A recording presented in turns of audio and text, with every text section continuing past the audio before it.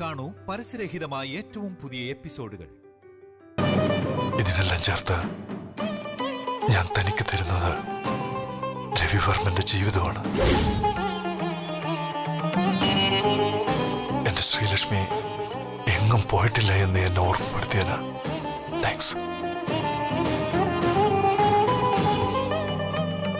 I love you കൺമണി. I love you so much.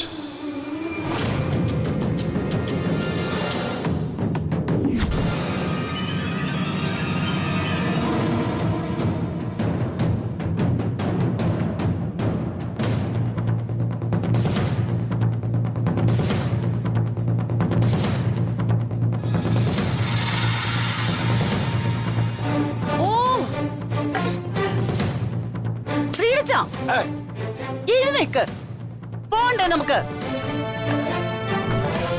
നിങ്ങൾ ഇങ്ങനെ കിടന്നുറങ്ങിയ എങ്ങനെയാ? ഇപ്പൊ തന്നെ താമസിച്ചു. അതിന് നേരമൊന്നും ആയിട്ട് സരോജം. നോക്ക് മണി എത്രയായെന്ന്. നമ്മുടെ മോളുടെ കാര്യത്തിനെങ്കിലും നേരത്തെ എത്തണ്ടേ? ഞാൻ വേഗം റെഡിയാവാം. നീ ഒന്ന് നടക്ക്.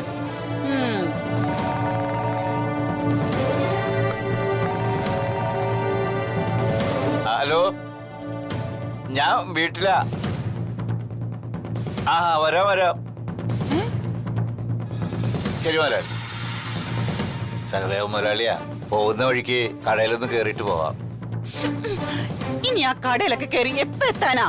നീ എടുത്ത് തൊള്ളാതെ എന്താന്ന് വെച്ചാ ചെയ്യാം. ചെയ്യാനേ ഒന്നുമില്ല. നിങ്ങളെ ആദ്യം എഴുന്നേക്ക്, എന്നിട്ട് ആ ചായ എടുത്ത് കുടിക്ക. കളർ പേപ്പർ സമ്മാനം അവിടെ ഇരിക്കുന്നു, അതെടുത്ത് നല്ല പോലെ അങ്ങ് പൊതിയെ. അപ്പോഴേക്കേ ഞാനൊന്ന് സാരി മാറ്റിട്ട് വരാം.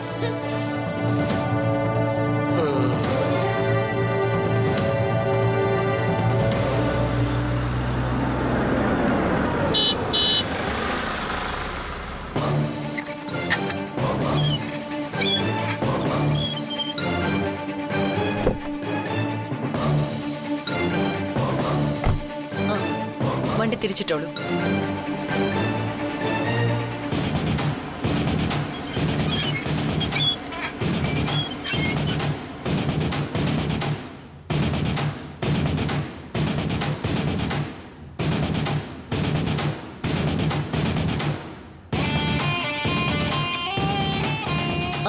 ഞാൻ സിറ്റ് ഔട്ടിലുണ്ട്.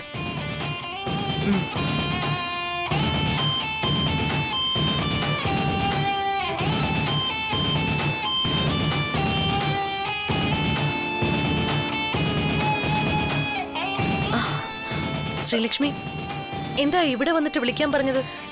ഇതിപ്പോ പണി പാളിയ മട്ട സാന്ദ്ര മാഡം. എന്തു പറ്റി? സാറിനോട് മാഡം കാര്യങ്ങളൊക്കെ പറഞ്ഞില്ലേ? പറയാൻ പറ്റിയില്ല. പറ്റിയില്ലേ? അതെന്താ? പറയാൻ വേണ്ടി ചെന്നപ്പോ സാർ പറഞ്ഞു ഇങ്ങോട്ടൊരു സർപ്രൈസ് ഉണ്ടെന്ന്. ആ സർപ്രൈസ് കേട്ട് ഞാൻ ഞെട്ടിപ്പോയി. എന്ത് സർപ്രൈസ്?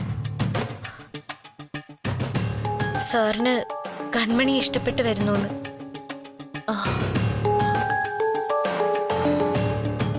പിന്നീട് എനിക്കൊന്നും പറയാൻ പറ്റിയില്ല എന്നുള്ളത് സത്യം.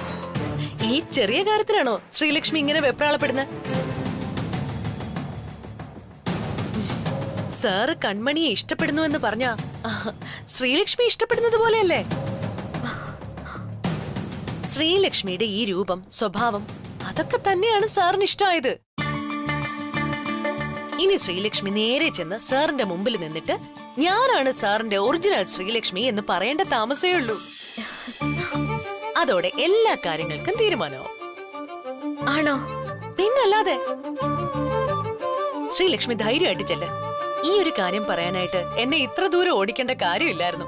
ഫോണിൽ പറഞ്ഞാ മതിയായിരുന്നു. കൂടുതൽ ആലോചിക്കാൻ ഒന്നുമില്ല. നേരെ ചെന്ന് കാര്യം പറയും. ചെല്ല്.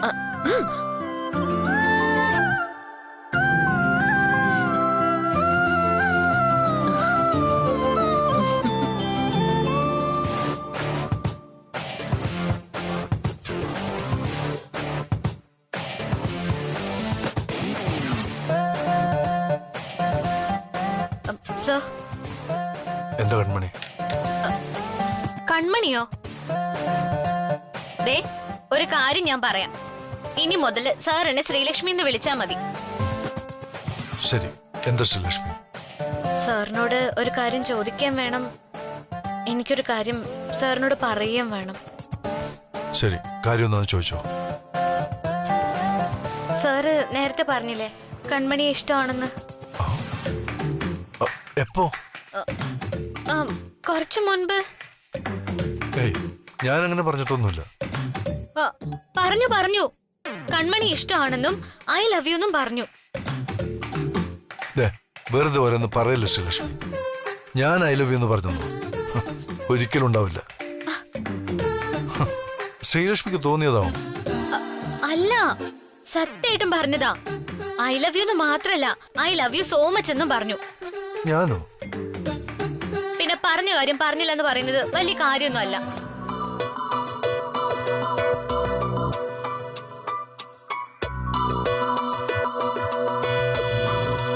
I love you Kanmani. I love you so much. ഇപ്പൊ പറഞ്ഞു. അതെ, സാർ ഇപ്പൊ പറഞ്ഞതും അപ്പ പറഞ്ഞതും ശ്രീലക്ഷ്മിയെ അഭിനയിക്കുന്ന കൺമണിയെ ഇഷ്ടാണെന്നാണോ അതോ ശ്രീലക്ഷ്മിയെ ഇഷ്ടാണെന്നാണോ? ഈ ചോദ്യത്തിന് ഇപ്പൊ എന്ത് പ്രസക്തിയുള്ളത്? ഉത്തരം തനിക്ക് തന്നെ അറിയാലോ. ഇപ്പൊ എന്റെ മുന്നിൽ നിൽക്കുന്ന ഈ കൺമണിയെ തന്നെ. എന്നാൽ അത് വേണ്ട. സാറ് കൺമണിയല്ല സ്നേഹിക്കേണ്ടത്, ശ്രീലക്ഷ്മിയെ. താൻ എന്തൊക്കെയാണോ ഈ പറയുന്നത്? അതെങ്ങനെയാ സാധ്യമാവുന്നത്? എനിക്കിഷ്ടം തന്നെയാണ്. ശ്രീലക്ഷ്മി എവിടെയാണെന്ന് പോലും അറിയില്ല. ഇനിയും തിരിച്ചു വരുമെന്ന് പോലും അറിയില്ല. എന്നാ എനിക്കറിയാം. തിരിച്ചു വരാൻ മാത്രം സാറിന്റെ ശ്രീലക്ഷ്മി എങ്ങും പോയിട്ടില്ല. ഈ ഞാൻ തന്നെയാ ശ്രീലക്ഷ്മി. ശ്രീലക്ഷ്മിയുടെ രൂപമുള്ള കൺമണിയല്ല ഞാൻ. സാറ് സ്നേഹിച്ചതും സാറിനെ സ്നേഹിച്ചതും ഞാൻ തന്നെയാ. ഇനിയും സാറിന് മനസ്സിലാവാത്ത ഒരു കാര്യം കൂടി ഞാൻ പറയാം. ശ്രീലക്ഷ്മി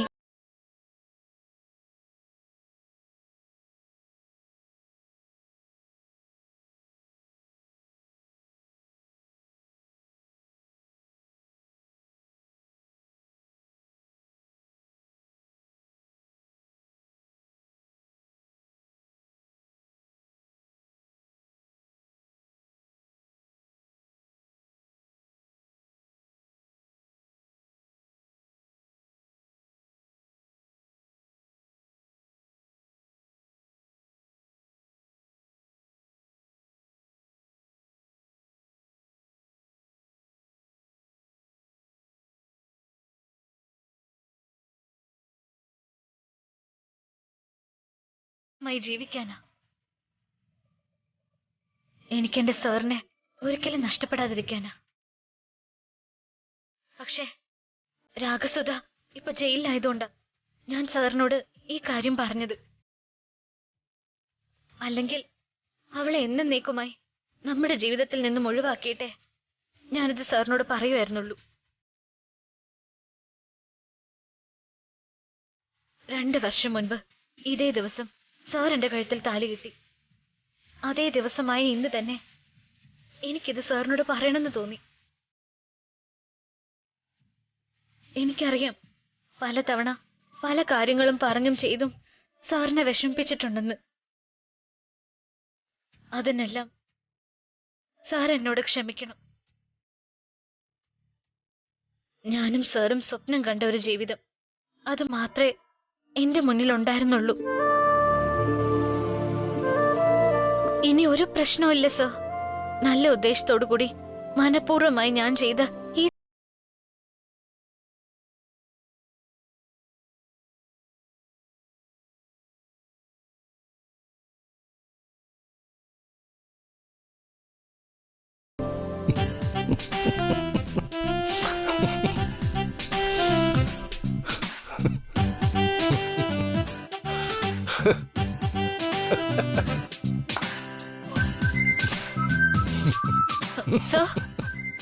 തനിക്കിത് എന്തു പറ്റി? അല്ല, തനിക്ക് ഈ ബുദ്ധി ആരാ പറഞ്ഞു തന്നത്?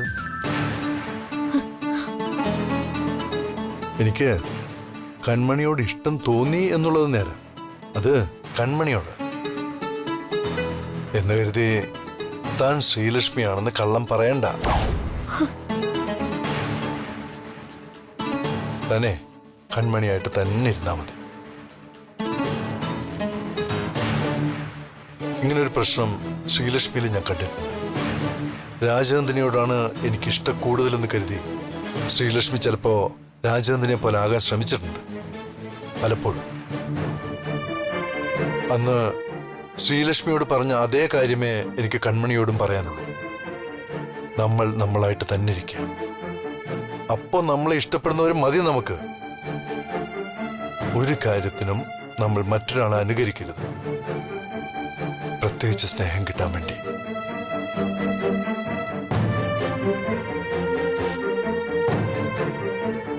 അങ്ങനെ കിട്ടുന്ന സ്നേഹം പാതി വഴിയിൽ മുറിഞ്ഞു പോവുകയുള്ളൂ. എന്റെ സ്ഥാനത്ത് വേറെ ആരാണെന്നെങ്കിലും ചിലപ്പോ താൻ പറയുന്നൊക്കെ വിശ്വസിച്ചേനെ. ഞാൻ വിശ്വസിക്കാത്തതിന് വേറൊരു പ്രധാന കാരണം കൂടെയുണ്ട്. ഈ ലോകത്ത് ഞാൻ ഏറ്റവും കൂടുതൽ മനസ്സിലാക്കിയിട്ടുള്ളതും എന്നെ ഏറ്റവും കൂടുതൽ മനസ്സിലാക്കിയിട്ടുള്ളതും ശ്രീലക്ഷ്മി എന്ന ഒരാൾ മാത്രമാണ്. ഒരു കാരണവശാലും താൻ നേരത്തെ പറഞ്ഞതുപോലെ വേറൊരാളാവാൻ എൻ്റെ ശ്രീലക്ഷ്മിക്ക് കഴിയില്ല. അതുകൊണ്ട് തന്നെ എനിക്ക് അവളെ ഇഷ്ടമായത്. കാലക്രമേണ ആ ഇഷ്ടം കൺമണിയിലേക്കും വന്നിരിക്കും. അതിന് താൻ കൺമണിയായിട്ട് തന്നെ ഇരിക്കണമെന്ന് മാത്രം. സർ, ഞാൻ പറഞ്ഞില്ലേ, ഞാൻ പറഞ്ഞതൊക്കെ സത്യമാണ്. കൺമണി ശ്രീലക്ഷ്മി ആയിട്ടല്ല, ശ്രീലക്ഷ്മിയാണ് കൺമണി ആയത്. കാരണവും ഞാൻ പറഞ്ഞു കഴിഞ്ഞില്ലേ.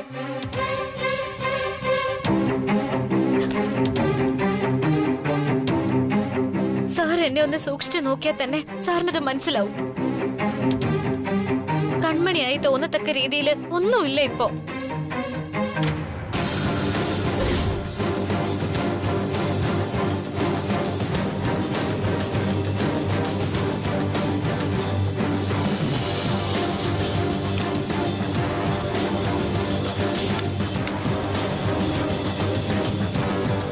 ഇനി സാർ പറയേ, എന്നെയും കൺമണിയും രണ്ടായി കാണാനുള്ള എന്തെങ്കിലും ഒരു അടയാളം.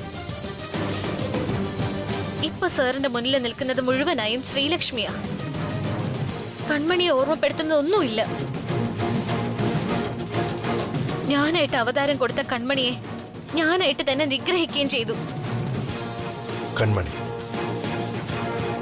താൻ കൺമണി അല്ല എന്നുള്ളതിന് ഒരു തെളിവ് പോലും ഇല്ലാത്തത് പുറംമൊഴിയിൽ മാത്രമാണ്. അതുകൊണ്ട് ആരോടും താൻ ശ്രീലക്ഷ്മി എന്ന് പറഞ്ഞാലും വിശ്വസിക്കുകയും ചെയ്യും. എന്നാ ഞാൻ ശ്രീലക്ഷ്മിയെ കാണുന്നത് അങ്ങനെയല്ല.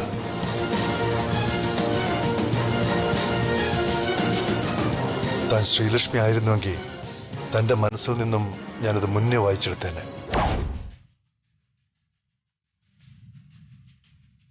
താൻ ഈ പറഞ്ഞ കാര്യങ്ങളൊക്കെ ഒരു സമയത്ത് ഞാൻ കേൾക്കാൻ കൊതിച്ചതൊക്കെ തന്നെയാ.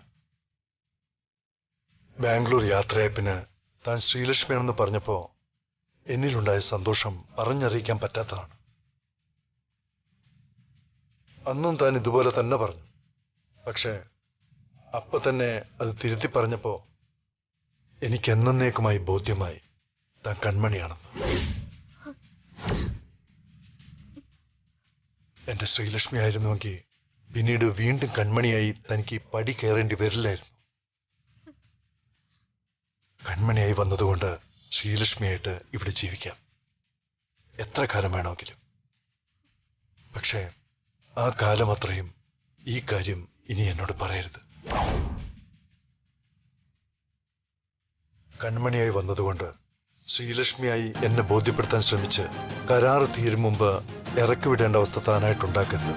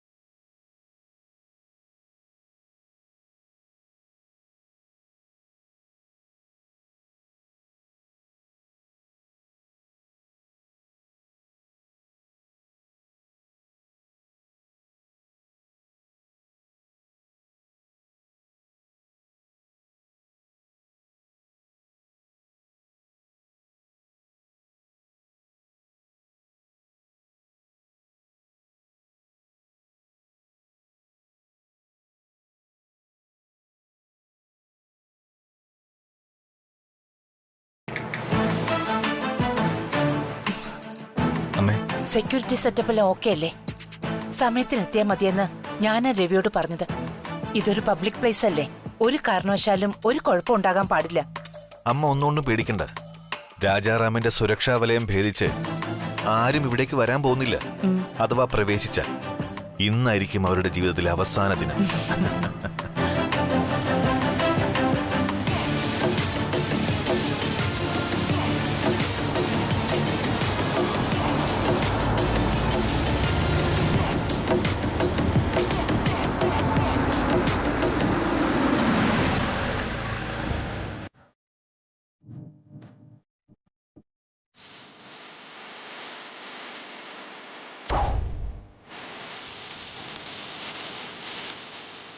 ഗ്രൗണ്ടിന്റെ നടുക്കുള്ള ദേ ആ മണ്ഡപത്തിലാ ഫംഗ്ഷൻ നടക്കുന്നത്.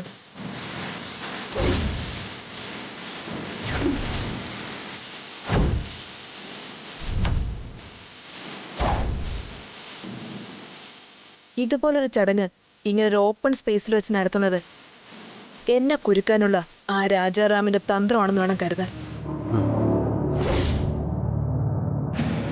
അതുകൊണ്ട് മാർട്ടിൻ ആദ്യം പോയി നിരീക്ഷണം നടത്തിയിട്ട് എന്നെ ഫോൺ ചെയ്യും. ഞാൻ ഫോളോ ചെയ്ത് വന്നോളാം. ഇത്രയൊക്കെ റിസ്ക് എടുക്കാൻ നമ്മൾ നിൽക്കണോ? ആ സമ്മാന പൊതിയിൽ നമ്മൾ വെച്ച സാധനം ദേ ഇത് നിൽക്കാൻ പൊട്ടിത്തെറിക്കും. അതോടെ തീരില്ലേ ആ വർമ്മൻ ഫാമിലിയും പെൺകുട്ടിയുമല്ല. നോ,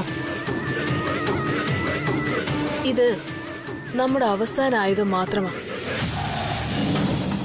സരോജാമ്മയെ പോലെ അവിടെ വരുന്ന നിഷ്കളങ്കരായവർ നമ്മുടെ ഇരകളല്ല.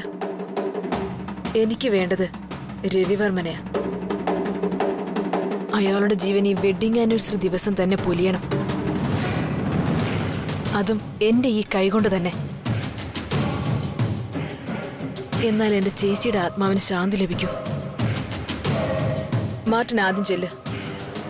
ആദ്യം എനിക്ക് അവിടുത്തെ സ്ഥിതി വിവരങ്ങൾ അറിയണം. പ്രത്യേകിച്ചും ഒരു സ്റ്റാൻഡ് ബൈ ആയി നമ്മൾ പ്ലാൻ ചെയ്ത ആ കുഞ്ഞു ബോംബ് അവിടെ എത്തിയോന്ന്. പാവം മരുമകന്റെ ഫാമിലി അവിടെ നിന്ന് കത്താൻ പോകുന്ന ആയുധമാണ് താൻ ഈ ചുമന്നുകൊണ്ട് വരുന്നതെന്ന് അറിയില്ലല്ലോ സരോജാമ്മയ്ക്ക്.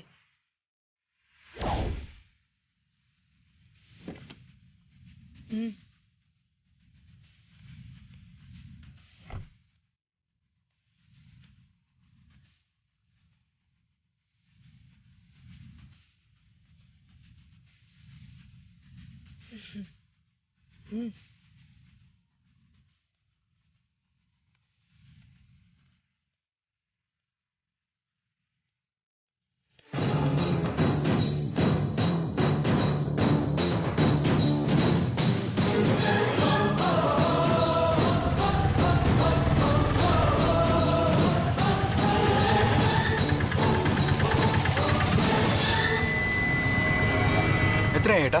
100 രൂപ. വാ വാ വാ.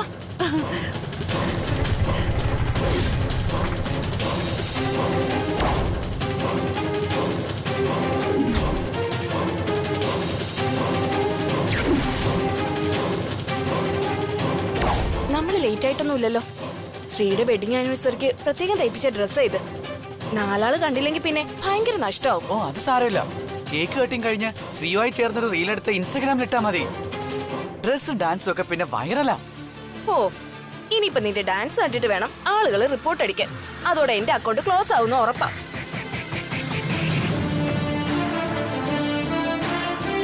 അയ്യോ ആന്റി പതുക്കെ ഒന്ന് നടാ. ഇങ്ങനെ പോയ കയ്യിൽ ഗിഫ്റ്റ് ഒക്കെ വീണ് പൊട്ടിപ്പോവും കേട്ടോ. പറഞ്ഞില്ലെന്ന് വേണ്ട. ഓ പൊട്ടും ഇതേ ഞാനും മോടച്ഛനും കൂടെ രക്തം വെള്ളാക്കിയ കാശ് കൊണ്ട് വാങ്ങിച്ച മുതലായത്. ആഹാ.